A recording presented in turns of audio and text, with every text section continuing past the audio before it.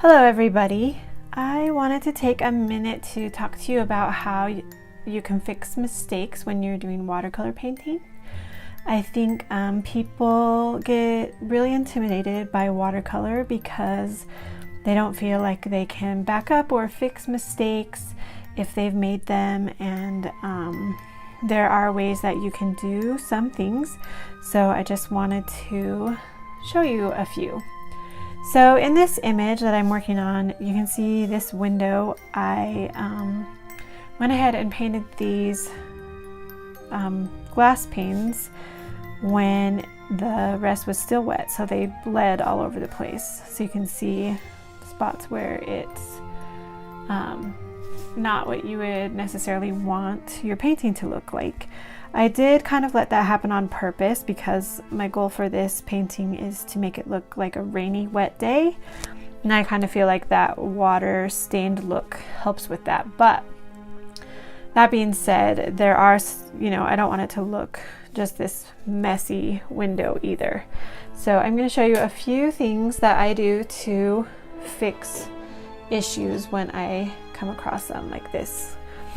So the first one that you don't want to do very often is scrubbing out pieces. So on this window, okay, so I guess first of all, I have this brush. It's a teeny tiny hard bristle brush, like for oil painting, and you don't usually use these for watercolor because they don't hold a lot of water, but they're nice for scrubbing.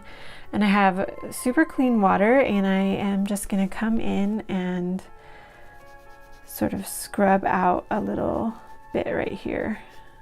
You can see how nicely that came out just with the brush. If I dab it with a paper towel, it grabs even more paint out. I'll do it again down here.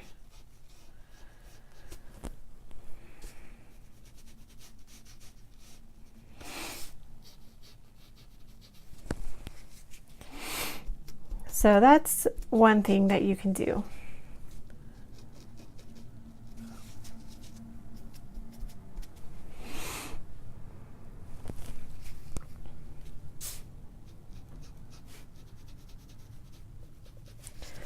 Like I said, you don't want to do this too much. If you are too rough, it will, scrub right through your paper. You'll mess up the sizing and have problems when you want to paint over it later. Okay, so the next thing is when you get spots or things that have bled like that, is really, maybe I should have said this first, but just don't panic, because there is a lot that you can do to fix problems like that. So on this painting, this is only, I think, my second layer. I did most of this building in about one wash with various degrees of wet and dryness. Maybe it's 2 washes, but the finished product of this painting, this is going to be a lot darker. And so you'll see when I come in with a little bit of darker paint, some Payne's Gray and some yellow ochre and a little bit of burnt sienna, and I'm making sure that the paint is really thick. And I've done a video about how to tell if your paint is going to go on very dark, so if you have questions about that, watch that video. But so I have a really dark paint on my brush, and I'm going to go in and just emphasize a few of the areas that need a little bit of help. And I'm using a number 12 black velvet brush.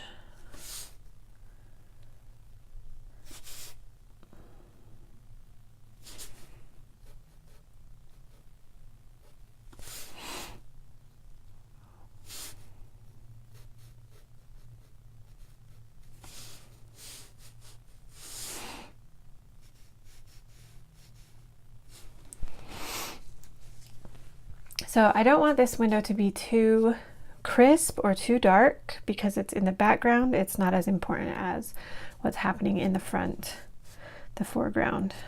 But we will go in and emphasize some of these. And this paint is going to dry lighter than what you see it going on as. So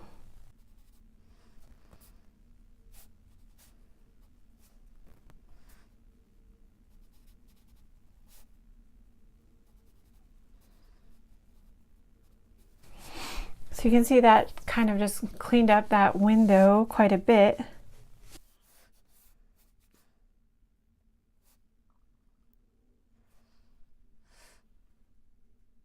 Making my puddle of paint a little bit browner.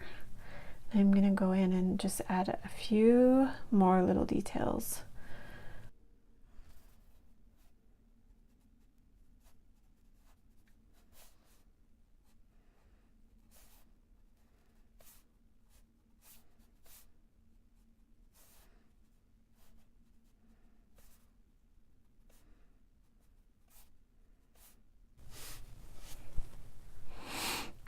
And I know I just scrubbed out this side, but I'm going to darken it back up. I don't want it to compete at all with the building that it's, this front building.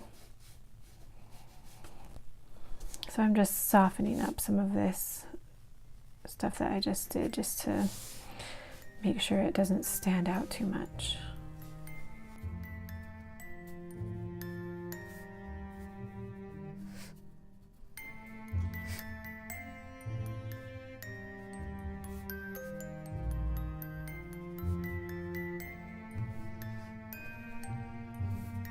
So there we go.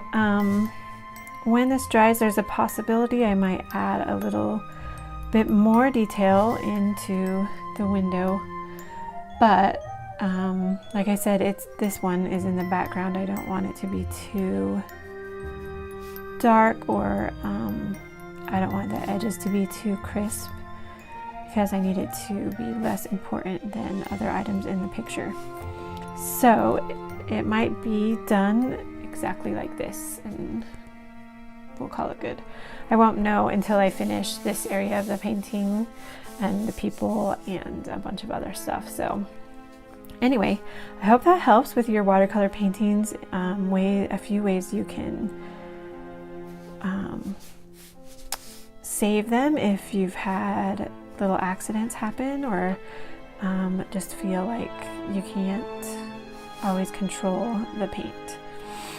So if you have any questions about that, or want to see any other watercolor tips, or have any questions about watercolor, go ahead and comment below, and I can make a video of that too. And if you like this one, give it a thumbs up or share it with your friends that might also be interested in painting. And thanks for watching.